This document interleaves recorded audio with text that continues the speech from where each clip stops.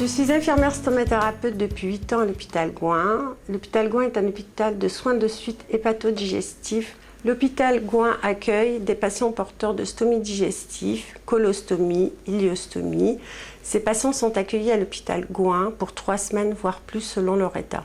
Mon rôle en tant que stomathérapeute est de les accompagner au niveau des soins dans le but de les rendre autonomes et de leur proposer également des soins et un appareillage adapté. Je leur propose également un soutien psychologique sous forme de relation d'aide.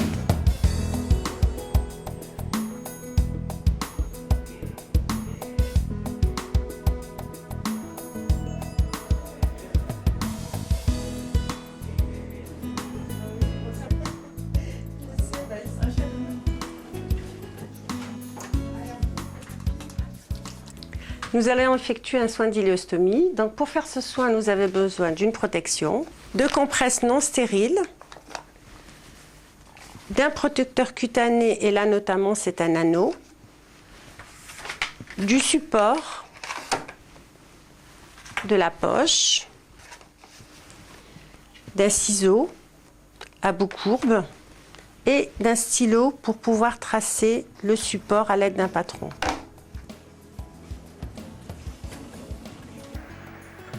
Bonjour, comment allez-vous? Ça va? Ok, très bien. Donc je vais me désinfecter les mains et puis on va y aller. Voilà. Allez, ben on va découvrir. Découvrons. Hein? Voilà. Le bras, ça va comme ça? Ou on le met comme ça pour pas trop vous fatiguer? On va descendre un petit peu la couche pour pas la salir. Ça va? Très bien. Et vous? Non, c'était pour savoir si vous avez besoin d'aide. Non, ça va, merci, c'est gentil. Je vous mets la protection pour protéger le lit. Ah oui, d'accord. Voilà, merci beaucoup. Je vais préparer le matériel avant de déballer, d'accord? Avant d'ouvrir la main. C'est toujours avec de l'eau du robinet, hein, vous le savez ça. Voilà. Voilà, les compresses sont mouillées. Donc je vais m'occuper du support. Voilà, donc je reprends le patron. Donc c'est un patron qu'on fait au fur et à mesure que la stomie évolue. Donc cette taille, elle est définie, on l'a fait à la taille et à la forme de la stomie, en laissant 2 à 3 mm autour pour que la stomie ne soit pas traumatisée. Donc on va le déposer sur le support, prendre un stylo, tracer les pourtours du patron et ensuite on effectue la découpe. Donc on va couper, se mettre sur le trait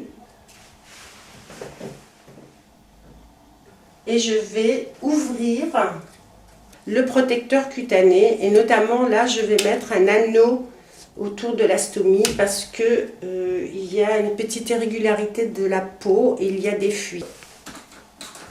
Donc là on va s'occuper du soin, on va enlever la ceinture et l'appareillage en place. Donc chez cette patiente on a mis une ceinture et un appareillage convexe, le support est convexe parce qu'il y avait des fuites et depuis ça se passe très bien. Donc là on commence par enlever la ceinture. Je vais la laisser en place, je ne l'enlève pas complètement, donc on l'enlève. Hop, enlever la poche et le support ensuite. Donc d'une main on va décoller le support et de l'autre, avec l'autre main on va accompagner la peau. Comme ceci, voilà, pour que ça ne tire pas sur la peau, voilà. Ça va? Je vais continuer de décoller en protégeant un petit peu la stomie pour éviter les fuites. On replie la poche sur elle-même pour éviter les odeurs. Donc on l'évacue dans une poubelle ordures ménagère. Je me repasse les mains avec la solution hydroalcoolique. Je reprends une nouvelle paire de gants pour faire le soin en lui-même. Donc là, je vais prendre les compresses humides, donc que j'ai mouillées avec de l'eau du robinet, et je vais nettoyer la peau péristomiale. Donc, on va d'abord nettoyer le pourtour de la stomie, tout autour, pour rafraîchir un peu la peau. Voilà, on ne repasse pas. Une fois qu'elle est passée une fois, on jette la compresse. On va se rapprocher de plus en plus de la stomie. Voilà, là on peut tourner la compresse et refaire de l'autre côté. Voilà. Le soin d'hygiène est pour moi terminé. On voit bien ici une irrégularité de la peau, il y a un creux.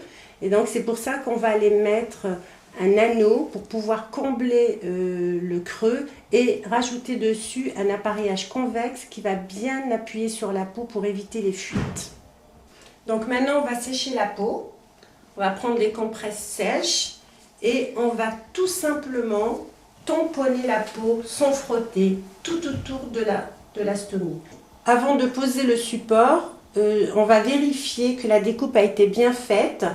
Donc la découpe doit être à la taille et à la forme de la stomie. Là, la stomie est ovale et on doit avoir 2 à 3 mm autour pour que le support ne blesse pas la stomie.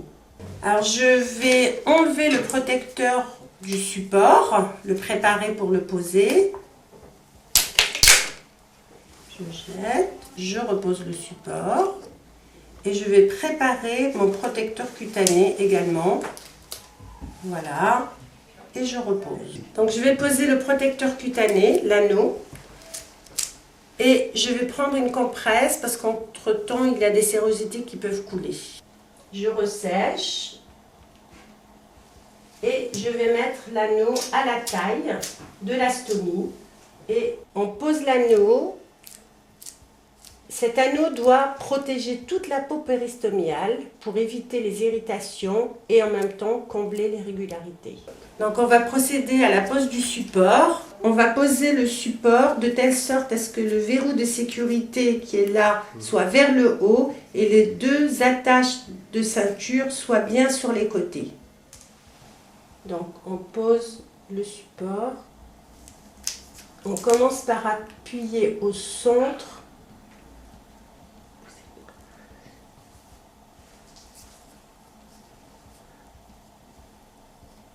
Ça va? Tout à fait. Et on appuie autour ensuite. Ensuite, on va enlever les protections sur les côtés pour procéder à un collage de tout le support. Voilà. Je vais poser la poche. Je vais poser la poche de cette manière-là.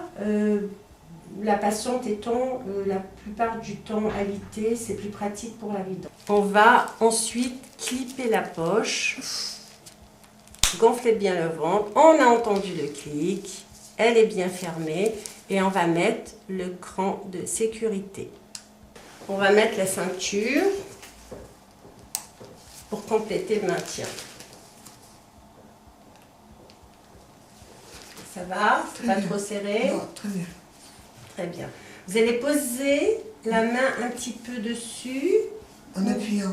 Pas trop. Pas trop. Une dizaine de minutes. D'accord. Voilà. Ben, on a fini le soin. Mais c'est parfait. Ben, c'est très bien. Ça a été? Maintenant, c'est... Pas trop long? Non, c'est... Très bien. C'est très bien. On va